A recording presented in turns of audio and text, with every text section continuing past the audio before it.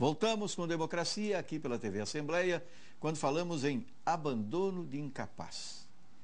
O doutor Ricardo Nogueira comentava há pouco a situação do cuidador, pois o cuidador é nacionalmente, é no mundo, um problema também para aqueles que não ficam muito atentos ao processo de seleção desses cuidadores.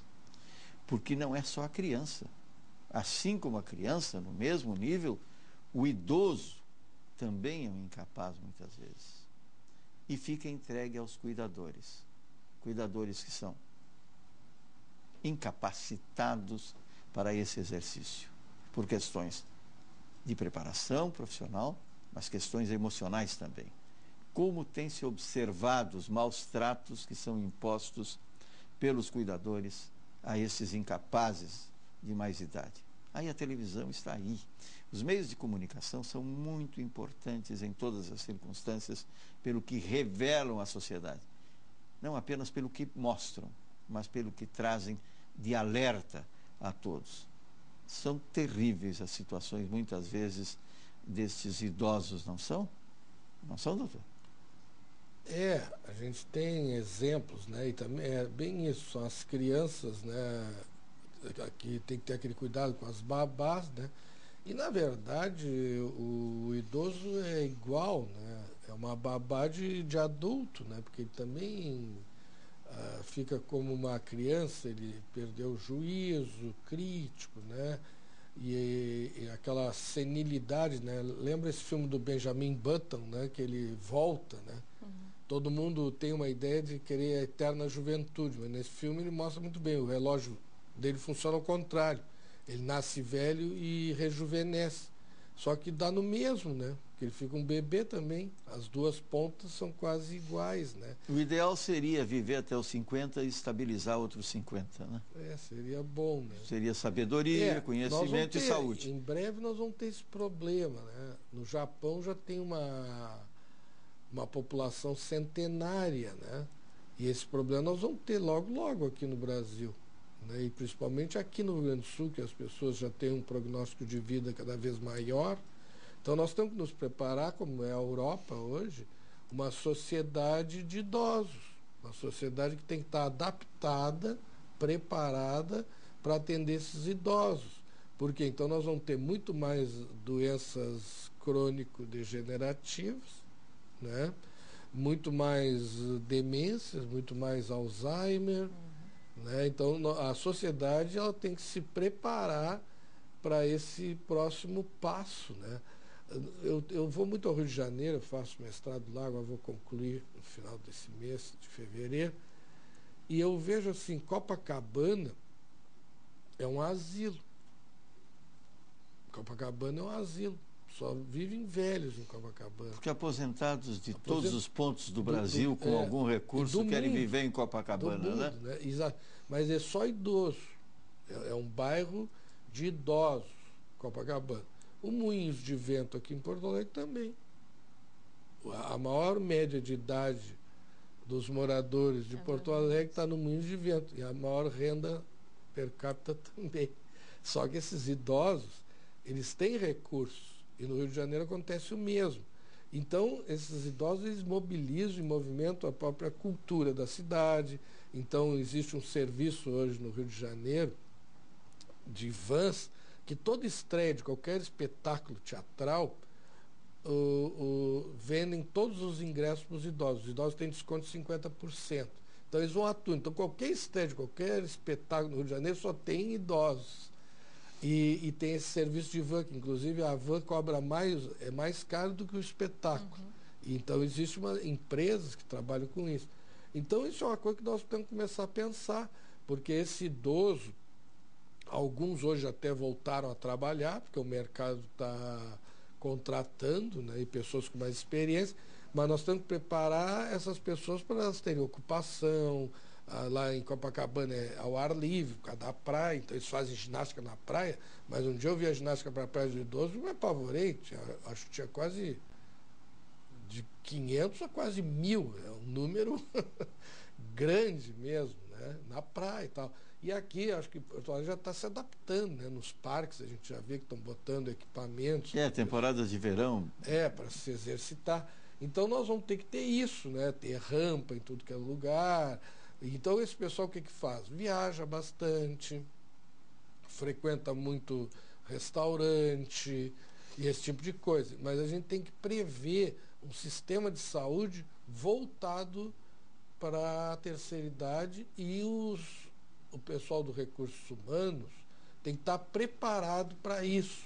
Né? Então, às vezes, as pessoas não têm muita paciência para tratar o idoso, e a gente tem que lembrar que um dia nós vamos ser idosos, nós já estamos quase chegando lá, e que nós temos pais, nós temos mães, daí que pode ser o nosso pai, nossa mãe, e hoje está muito comum, né, dos familiares internarem os seus pacientes em instituições de saúde. Só que eu acho que nós vamos ter que ter instituições específicas para isso, né? Que a gente não está ainda preparado. Aqui no Menino Deus mesmo, nós que somos moradores do Menino Deus, eu já estou mais quase em Santa Teresa, estou lindeiro ali, eu moro na Miguel Couto, esquina Silveira, então ali acho que é mais Santa Teresa já, fim do Menino Deus, né? O início Santa de Santa Teresa Teresa. É depois do Hipólito da Costa, é quase no limite. A Miguel Couto... A Miguel Couto é abaixo da Hipólito da Costa. Então tá. Então eu estou uma quadra ainda de Menino Deus. Ainda estou no Menino Deus. Mas no Google aparece lá o meu endereço, minha casa, Santa Teresa. Então a gente vê aqui no Menino Deus, por exemplo, tem inúmeras clínicas geriátricas, né? Acho que já deve ter olhado várias, né? Várias. Clínicas geriátricas e clínicas de cirurgia plástica. Coincidência, né?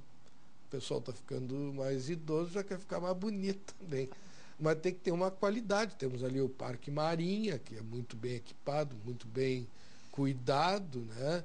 Temos aqueles clubes, aquelas academias. Então nós temos uma nova sociedade e que tem que preparar a gente para cuidar dessa gente.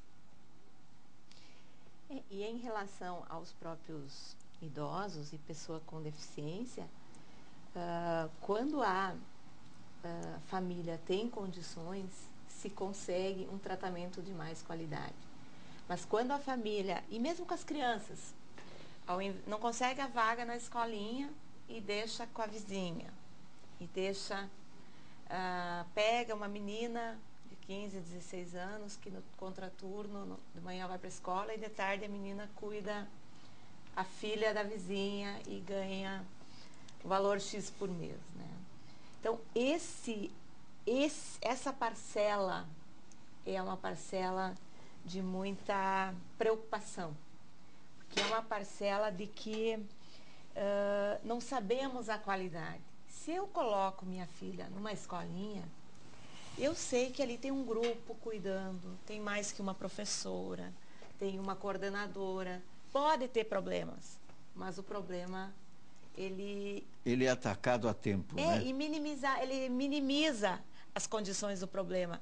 Agora, os maiores casos de abuso, por exemplo, são dentro de casa, são na casa de parentes, são na casa de pessoas próximas na comunidade. Então, a própria situação de, muitas vezes, e por isso que a escolinha tem que ser garantida, porque ali ela tem uma possibilidade de proteção muito maior do que alguém cuidando ela em casa. Então, e assim com os idosos também, né?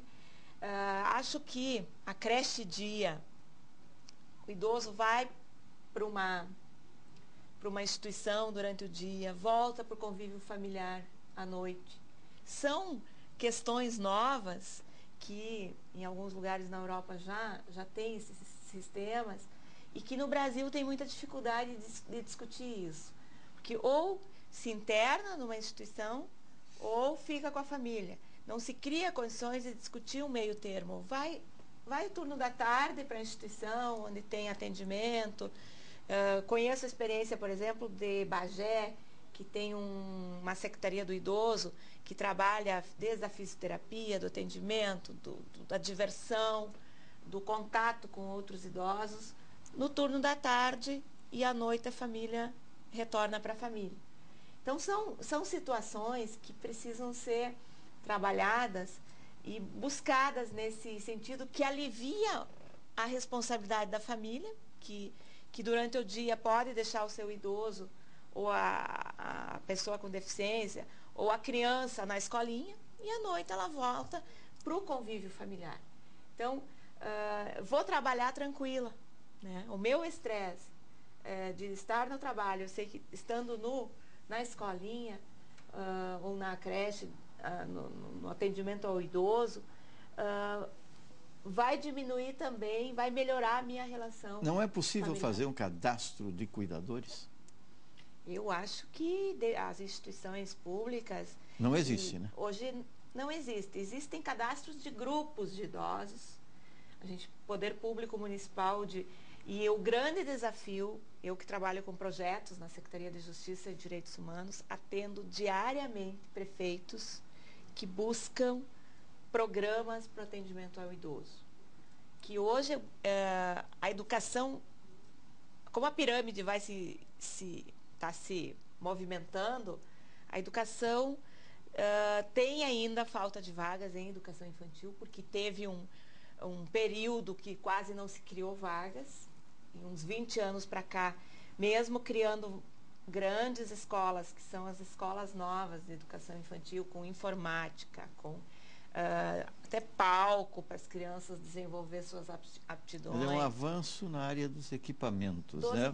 Mas não correspondente nos recursos humanos. Ainda é muito grande. Na área do idoso e na pessoa com deficiência, vem melhorando, mas a área do idoso é muito carente. Assim, precisamos melhorar isso, e o poder público municipal muitas vezes não está preparado para trabalhar isso. Ele está preparado para trabalhar a assistência. Eu creio que está na hora da gente capacitar as pessoas, né? Por isso eu falei no cadastro. Exatamente.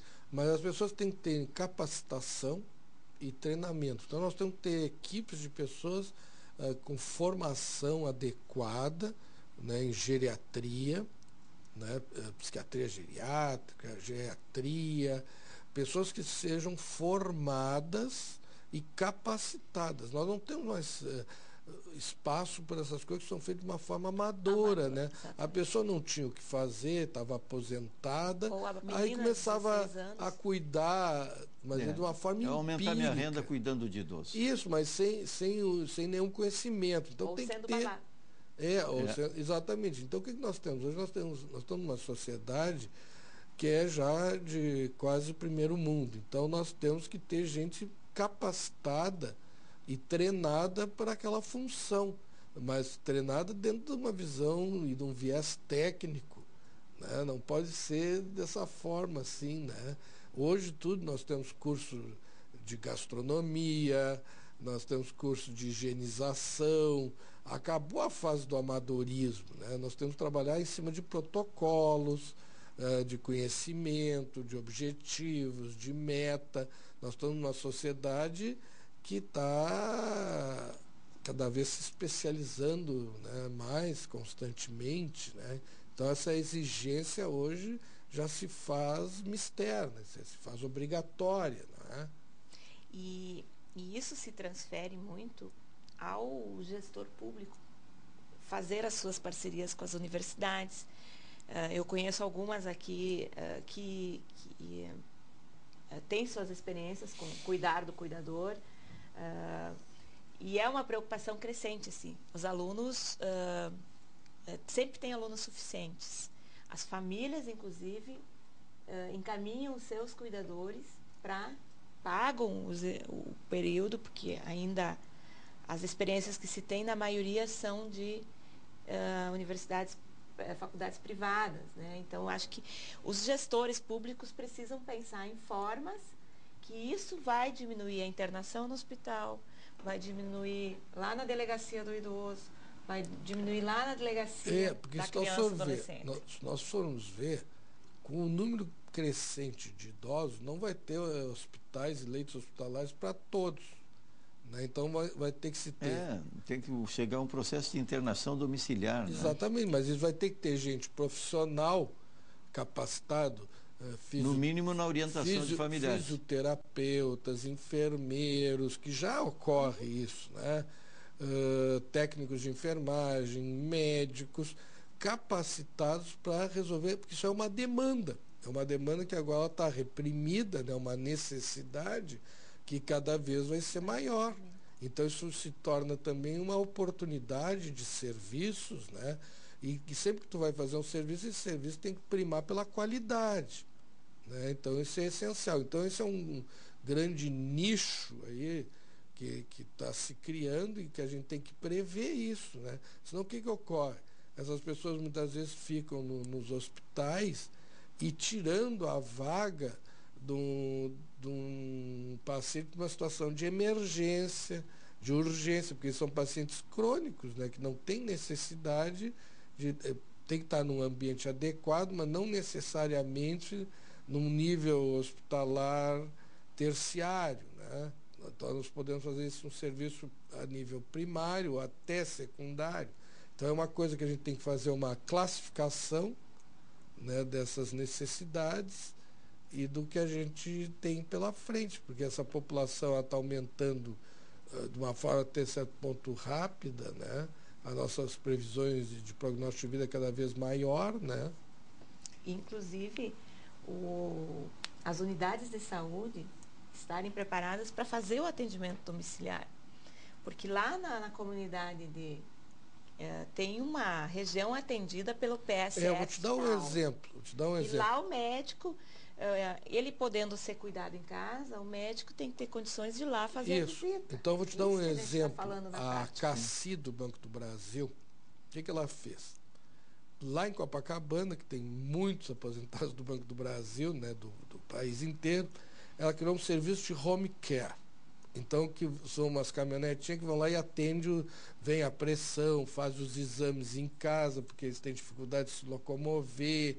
Tá. E aí a Cassi contratou um médico de família. Então, esse médico de família resolve, inclusive ele faz a visita domiciliar, 90% dos problemas, faz os exames, controle do diabetes, controle de o que for necessário, e só encaminha. Ele faz a rotina preventiva. Exatamente, né? E encaminha para o especialista quando necessário e quando tiver uma internação necessária. Com isso, reduz o custo desse paciente, porque senão o paciente, que ele não tinha muito o que fazer, então tem pacientes assim, idosos, que adoram o médico, para ter com quem conversar. Então, hoje eu vou no psiquiatra. É como no caixa do banco, né? Na fila dos idosos, fazem uma visita ao caixa, né? Exatamente, aí ele conversa, ele tem atenção. Então hoje eu vou no psiquiatra, amanhã eu vou no cardiologista, depois da manhã no neurologista, no outro dia no fisiatra, aí se ocupa, cria uma vida social. Tudo bem, só que isso onera, né? Tem um custo muito alto. Então podemos fazer isso, mas de uma forma organizada, com uma visão técnica. Então o médico de família, ele resolve a maioria dos problemas, às vezes até 90% dos casos, e encaminha de uma forma correta, né? E evita gastos desnecessários, exames desnecessários. Como tudo se completa, nós falamos aqui em cada vez maior número de especializações, né? Mas o médico de família é imprescindível. Que é uma especialidade hoje. Que é uma especialidade, mas com múltiplo conhecimento, né? Atuando em várias generalista. Generalista, né? Esse médico de família é imprescindível nessa condição de avanço. E nesse sentido também, voltando àquela questão do trabalho e do estresse, eu acho que o médico do trabalho, não sei se é médico o nome do profissional, do trabalho, mas aquele olhar dentro da empresa, dentro do serviço, do próprio serviço público, porque muitas vezes no serviço público temos muito pouco isso, né? A gente olha isso no serviço público e por isso que tantos atestados muitas vezes, né? Por que tem tantos atestados no serviço público? É que não é o grau de estresse, o grau de falta de cuidado de com fadiga, aquele que trabalha. Mas né? aí o caso é mais grave. Eu trabalho com prevenção do suicídio. Eu recebi uma informação esses dias que até me deixou preocupado. A maioria da incidência de suicídio é entre policiais militares, civis, porque eles têm armas, né? Então eu recebi informações assim, na Brigada Militar é o dobro da população geral. E eu recebi uma informação, até tem que se checar isso, que na Polícia Federal, é um suicídio por mês, né? Polícia Federal é um alto índice. Um dia depois. É o estresse, é a Exatamente. angústia. É o seguinte, olha aqui, o pessoal ganha um salário, que é um dos salários mais Bom. altos, Bom. mesmo assim, o estresse que isso gera, né? Esse trabalho sempre no limite, né? Então, isso é uma coisa que a gente tem que ter esse cuidado com os policiais militares. Nos Estados Unidos, por exemplo, eu sei que existem serviços de psiquiatria orientados e direcionados para a prevenção de álcool e drogas, que também só para aliviar o estresse, e também de prevenção ao suicídio. Então, essas coisas que a gente tem que prever, né? E essas coisas ocorrem, né? Ocorrem muito. Estamos chegando ao final do Democracia de hoje. Já rápido, né, Márcia? Tens 1 minuto e meio para a sua mensagem de encerramento agora. Eu acho que retomando assim essa questão que está ao redor dessa questão do abandono, é olhar os familiares também. A gente conseguir trabalhar com programas, tanto de atenção à infância, porque na primeira infância, o cuidado que temos com aquela criança naqueles 3, 4, 5, 6 primeiros anos vão ser fundamentais para o resto do desenvolvimento desta criança. Então, esse cuidado para que a situação não chegue numa situação de abandono, não só o abandono físico de deixar a criança num lugar e não cuidar dela, mas também o abandono emocional dentro de casa, dentro da escola, que a criança se sinta abandonada, rejeitada na escola. E em casa, eu acho que nós precisamos trabalhar muito, eu acho que a imprensa tem um papel fundamental nisso, que é o amor, o cuidado, que ninguém substitui. A relação afetiva que a televisão não substitui, que o computador não substitui, que é necessário o papel de algum familiar, de pai, mãe, tio, madrinha, de algum familiar próximo, ter esse cuidado com a criança, com a pessoa, enfim, com o adolescente, que muitas vezes nós que estamos ao lado não percebemos o problema que está muito agravado. Muito obrigado, Márcia Herbst, presidente do CEDICA, Conselho Estadual dos Direitos da Criança e do Adolescente, diretora de projetos, pela participação no Democracia. Dr. Ricardo Nogueira. Eu acho isso que a Márcia falou. O que está nos faltando, na verdade, é carinho, né? Afeto, colo. Todos nós precisamos de colo, né? Como é bom, né? Um cafunézinho, um colinho, né? O cheirinho da mamãe, né? Então, é esse carinho, sabe? Esse relacionamento, essa procura, né? Eu acho que nós estamos todos muito estranhos. Nós estamos verdadeiros estrangeiros. Nós somos estranhos a nós mesmos e estranhos aos outros. Cada um tem o seu mundo, as suas ambições. Então, nós temos que começar a compartilhar isso, né? Querer saber o que tu está pensando, o que passa na tua cabeça, o que passa no teu coração, dividir as emoções, né? Conviver, dar risada, chorar junto, torcer junto, brincar junto. Hoje eu fiquei me emocionou a história dos teus filhos. Eu digo que demônios, até fiquei com uma curiosidade, aonde é que estão esses demônios hoje? O que esses demônios são? Um é professor de história, o outro é o Andrei Campos, que é repórter da Globo. Esse que estava no carro. Muito obrigado, doutor Ricardo Nogueira, pela participação no Democracia de hoje, aqui pela TV Assembleia, quando falamos em abandono de incapaz.